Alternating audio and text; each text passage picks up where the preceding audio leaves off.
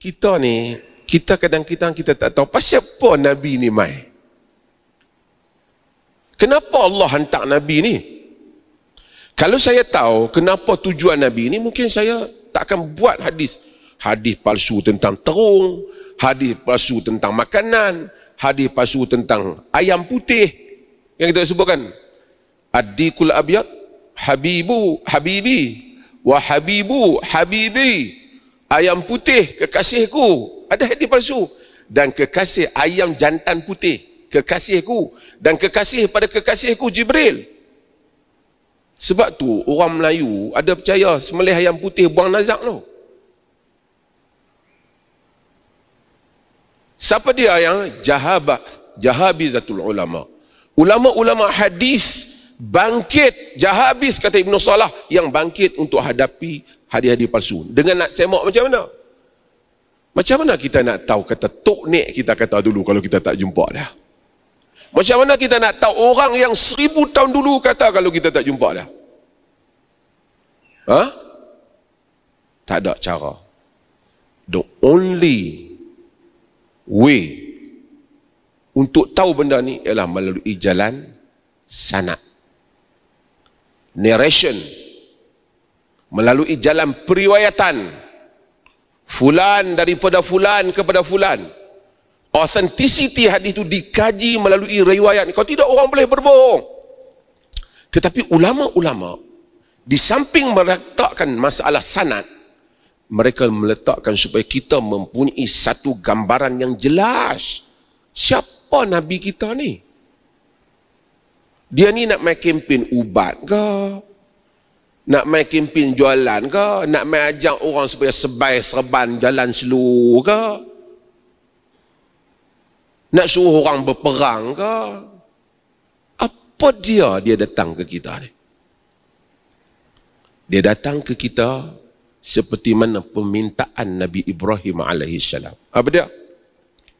Rabbana wab'ath fihim rasulan minhum yatlu alaihim ayatika wa yu'allimuhumul kitaba wal hikmata wa yuzakkihim innaka antal azizun. Okey. Rabbana wab'ath fihim, ya Allah, hantarlah pada mereka. Pada Nabi Ibrahim dia doa supaya hantar Nabi. Rasulan minhum, rasul di kalangan mereka, yatlu alaihim ayatika, baca kepada mereka ayat-ayat kamu. So Nabi nak baca kepada kita ayat-ayat kita, ayat-ayat Allah. Yatlu alaihim ayatika wa yu'allimuhumul kitab wal hikmah, mengajar kitab dan hikmah. Kitab Quran, hikmah sunnah, ataupun hikmah asrarus syariah, apa yang ada di sebalik syariah. Tapi nak ajar, Nabi yang ajar sunnah. Wa yuzakkihim, ini bahagian yang penting, dan membersihkan mereka. Bahagian ini ramai, sebab tu kita sebut tazkiyatun nafs. Nabi itu bukan mai ajak orang supaya baca dalil, tazkiyatun nafs, membersihkan diri kita daripada hasad, dengki, hari demi hari. Sebab tu setiap orang lagi tak mati berjuang menentang dirinya sendiri untuk membersihkan diri, kerana itu agenda yang dibawa oleh Nabi. Tapi untuk membersihkan diri itu memerlukan kitab dan hikmah. Tuan-tuan, kalau Nabi ada, balik pada cerita tadi, Assalamualaikum Rasulullah, saya ni ada masya-Allah nak tanya, Allah nak macam mana? Rasulullah qala Rasulullah sallallahu alaihi wasallam, senang. Sekarang Rasulullah tak ada. Pergi masuk masjid tu, satu orang bangun, Rasulullah bersabda, sesiapa yang minum kopi, malaikat beristighfar kepadanya selagi mana bau kopi ada di mulut. Saya sebut kat Dr. Said Kamali baru ni, kat Malaysia ada Habib pergi baca hadis tu. Ada di dalam YouTube. Mesti dia toke kopi. Ini mesti kaki pistabak mana. Kau nak minum kopi, kau minum lah, tak ada masalah. Tapi menyandarkan sesuatu kepada Nabi, man kadhiba alayya muta'ammidan falyatabawwa maq'adahu minan nar. Siapa yang dusta padaku dengan sengaja, siap tempat duduk dalam neraka. Selagi kopi bau di mulut, malaikat beristighfar kepadanya. Ini bukan main-main. Ibn Salah, yang mereka duk kod Ibn Salah, Syafi'i, Ibn Salah kata, dalam hadis ni antara golongan yang kuat dusta hadis sekalian daripada Syiah ialah golongan zuhad. Bukan salah zuhud tu, bukan salah tawaduk tu, salah orang yang nak kononnya nak jadi baik soleh tapi sandak cerita bohong kepada Nabi. Cerita bohong kepada Nabi. Ini bukan jenayah kecil. Tipu cek dosa korang lagi daripada tipu kata qala Rasulullah sallallahu alaihi wasallam. Kerana kita telah create benda yang menyebabkan orang menyangka itu agama, sedangkan ia bukan agama. Sebab tu siapa yang bangun? Ulama hadis. Orang kata ulama hadis tak ada tasahul dalam hadis. Ada bab tasahul, tetapi hadis yang daif itu bukan daif. Hampa kena tahu dulu apa beza antara daif ni. Daif yang disebabkan teknikal dan daif dengan rawi yang dituduh sebagai pendusta. Ataupun hadis yang tak ada asal baginya. So, semua kita cinta Nabi. Tapi isunya kita, adakah yang sedang kita pegang ini betul Nabi ajar ataupun bukan Nabi ajar? Kedua, kalau betul, kita perlukan penafsiran yang betul terhadap teks itu.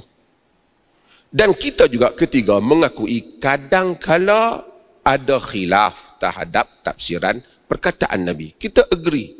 Mungkin Ustaz Mak Rizal faham macam lain, saya faham macam lain. Tetapi sama-sama nak tunaikan hasrat Nabi.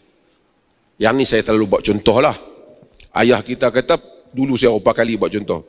Pergi beli gula 1 kilo. Dua beradik pi, abang dia kata, jom kita pergi beli gula kedai A. Adik dia kata, pergi kedai A, tak ada gula. Abang kata, jom kita balik ya. Ayah suruh beli gula. Dia kata, ayah suruh beli 1 kilo. Tapi, ayah tak pernah beli melainkan di kedai A saja. Yang tu ikut duk tengok. Adik dia kata, tak. Ayah, dia sebenarnya dia mau kita beli gula. Memang kebiasaan dia kedai A.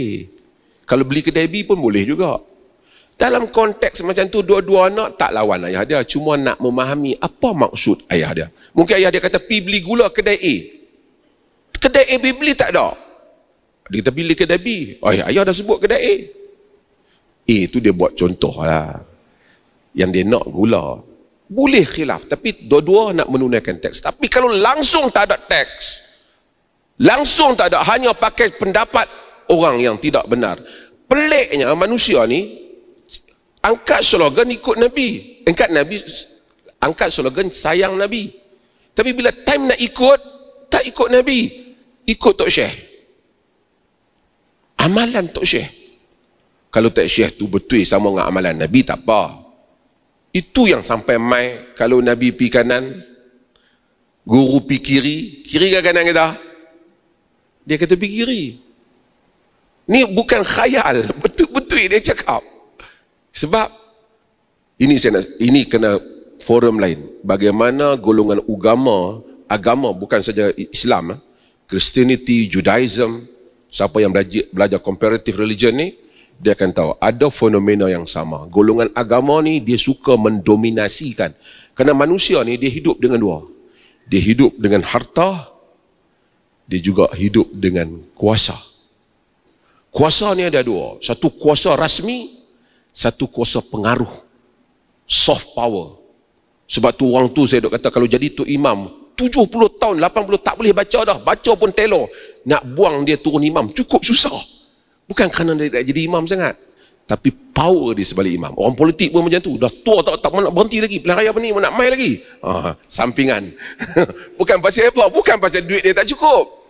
Pasal kuasa di sebalik atau pengaruh di sebalik. Orang agama pun yang tu. Bukan dia nak jadi orang agama sebab apa? Jadi ustaz pergi duduk, orang hormat, jalan pikuk pasar orang bagi saja, orang salam hormat. Ini siapa tak mau?